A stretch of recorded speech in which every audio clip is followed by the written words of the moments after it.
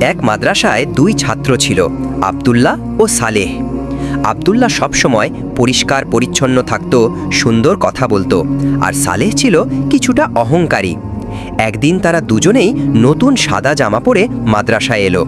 Class শেষে একজন বৃদ্ধ হুজুর বললেন, আজকের শিক্ষা হলো কার জামা বেশি পরিষ্কার সে নয়, বরং কার অন্তর বেশি পরিষ্কার। সালেহ হেসে বলল, হুজুর, আমার জামায় তো এক বিন্দুও দাগ নেই। হুজুর জিজ্ঞাসা করলেন, আর অন্তরে? সালেহ কিছুই বলতে পারল না। আব্দুল্লাহ নিচু চোখে বলল, আমি চেষ্টা করি অন্তর পরিষ্কার রাখতে, কারণ আল্লাহ অন্তর দেখে। হুজুর তখন বললেন, আল্লাহ তোমার জামা নয়, তোমার নিয়ত দেখে, তোমার বিনয় দেখে।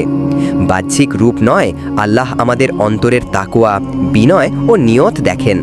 অহংকার করলে আমরা নিজেরাই ক্ষতিগ্রস্ত হই।